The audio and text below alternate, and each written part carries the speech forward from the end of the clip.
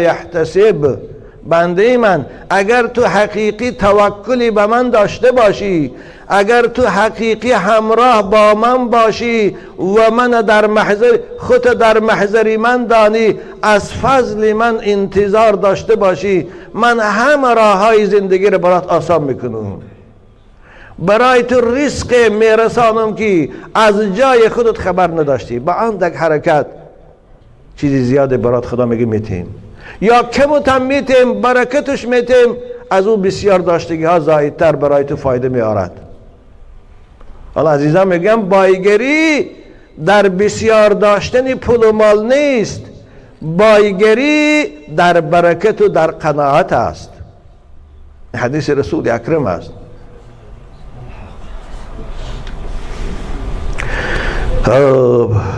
مکافات نماز بستانسرای جنت است، همون جنتی که بارها من برای شما صفت کردم، با همه زیبایی هاش، با همه قصرهای عالیش، با همه نوشابه های با لذت و شیرینش، با همه میوجات های با لذت و خوشبویش، با همه خانم های چون ماه زیبا و ابرو کمان و مژگان دراز و رخساره ها چون ماه تابان و شوهر دوست. اون روز کدام دادر از همسر شکایت کرد که حقارتون میکنه، دشنامون میکنه. دادر عزیز، همسری که دشنامون نمیکنه، حقارتون نمیکنه، همیشه دوستت میداره، خدمتت میکنه، در جنت هست. نمازات خان این دنیا خوب بیکم بوده نیستن این همسرای دنیا. این خانم های زیبا را که قرآن بیان میکند مکافات نماز است. عزیزان من انشاءالله یک لحظه صحبت آغوشه که با آنها داره این رنج یک عمره عبادت تا فراموش میکنه.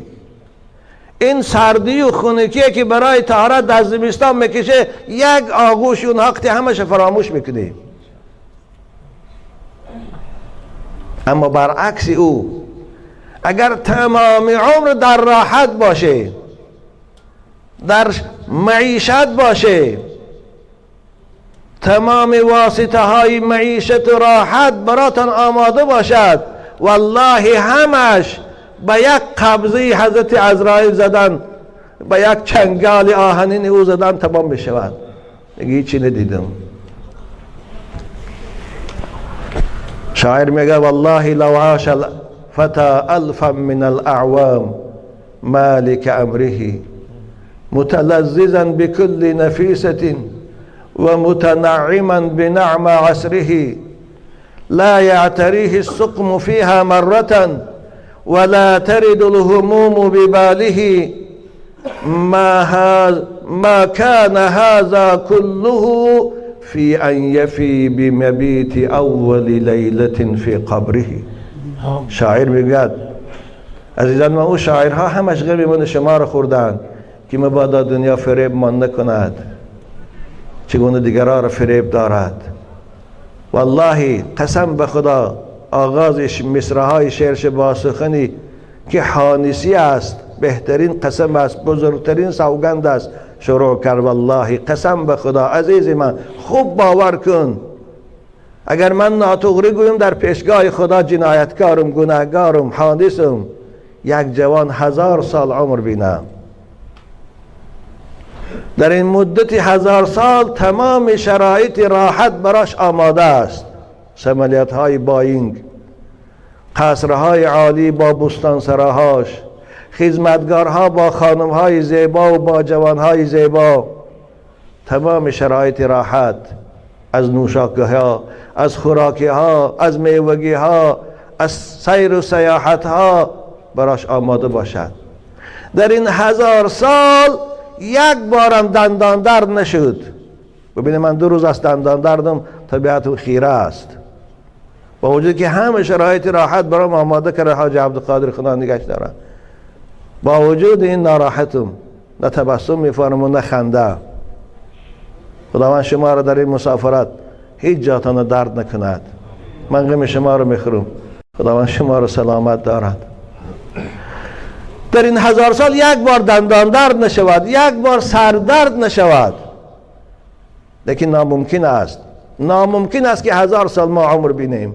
ناممکن است که در این 40 سال و 50 سال عمر کوتاه خود بیمار نشویم، یک تشویش و غم بالا من نبیاد. ببینم من بسیاری آدم رو میدونم که همه شرایط داشتن، بین 2-3 سال دیگرگون شدن. شادیشان به غم مبتلا شد، خرسندیشان به ماتم مبتلا شد، بایگریشان به محتاجی مبتلا شد. همه این ممکن نیست. لیکن با وجود این فرض کردیم که یک آدم همین شرایط دارد، خاص پادشاه هست و خاص دیگر هست، از میلیاردرها و میلیونرهاست، همین شرایط گفتگی منو دارد. 1000 سال عمر دید، تمام واسطه های راحت براش آماده است.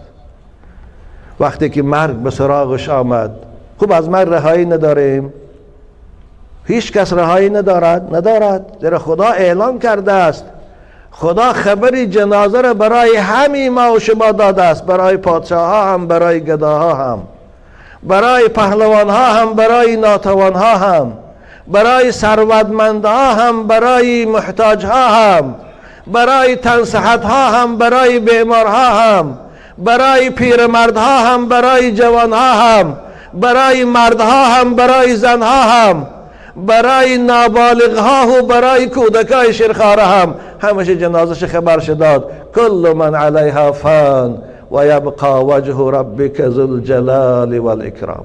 همیشه ما خواهی نخواهی شربتی برکمشی. این ذات میگه که کره زمین و کائنات با همه بزرگیش رولش در دست اوست.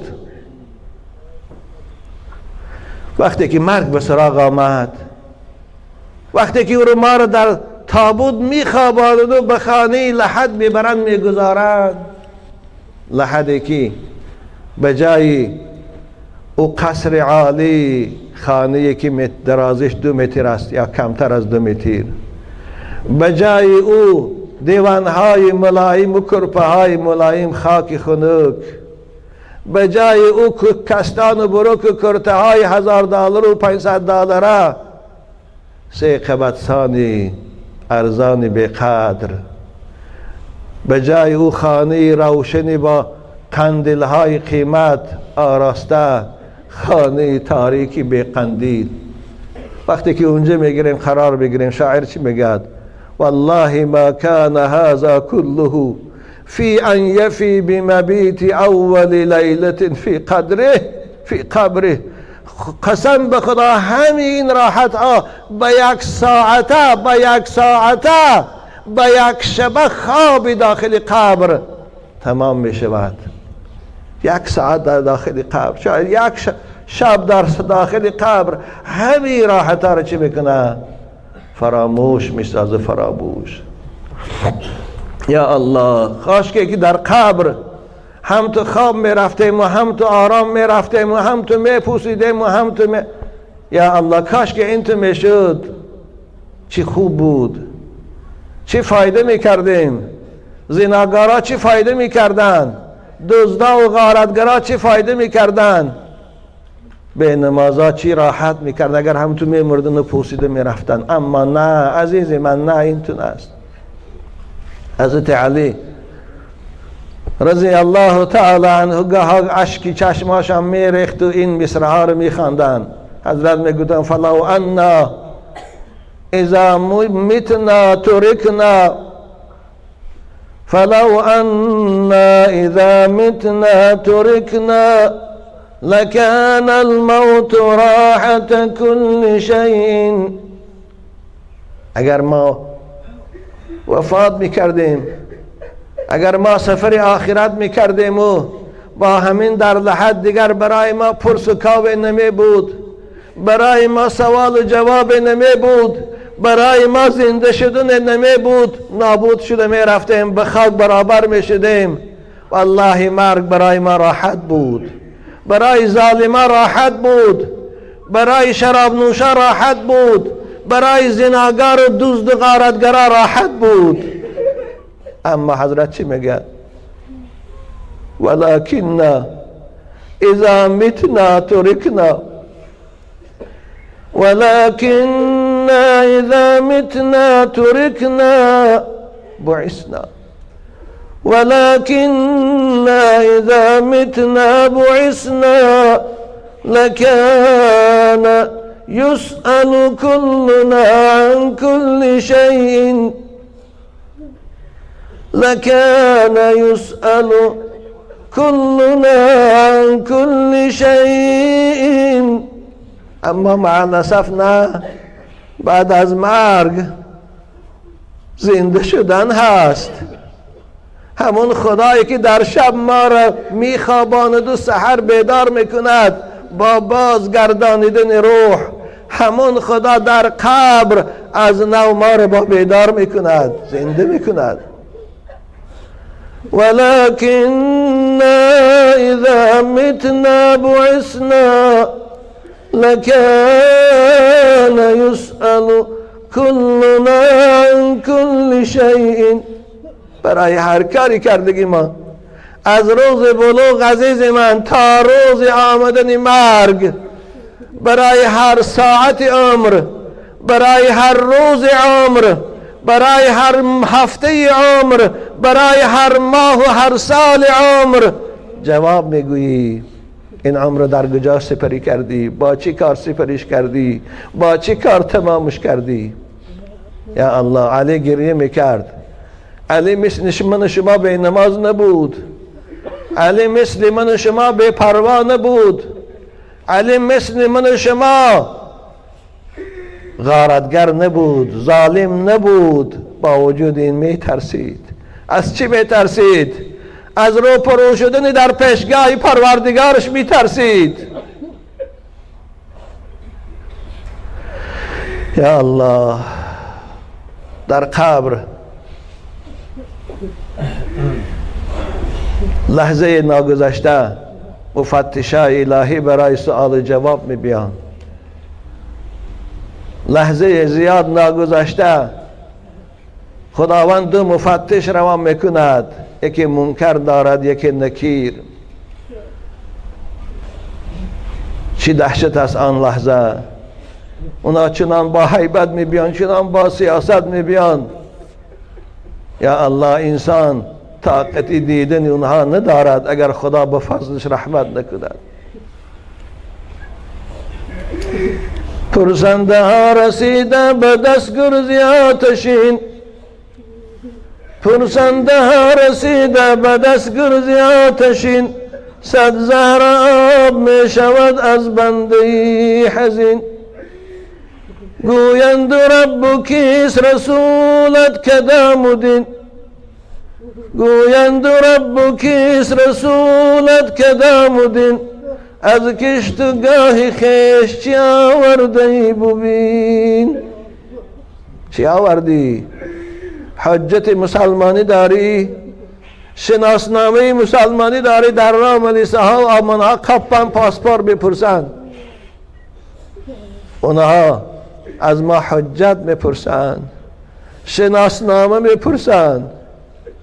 عزیز من، شناسنامه ما و شما این نماز است، حجت ما آن ساعت نماز است.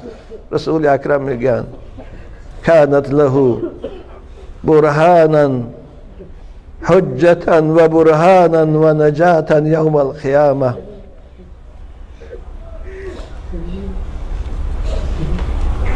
آن روز روی زرد تو رنگی دیگر شود، پرسنده رسیده به دستگرزی آتشین. نه دوبین که نه کوال زیرنا با قوتی خودشان به حیبت خودشان مناسب بگیرن. پرسنده رسیده به دستگرزی آتشین، صد زهر آب می شود از بنده حزین. گویند ربکیست رسولت کدام دین، من ربک و ما دینک و من نبیک. دایم بگو خدای تو کیست؟ بگو دین تو چیست؟ پیغمبر تو کیست؟ این اول سوال است که آغاز بشود.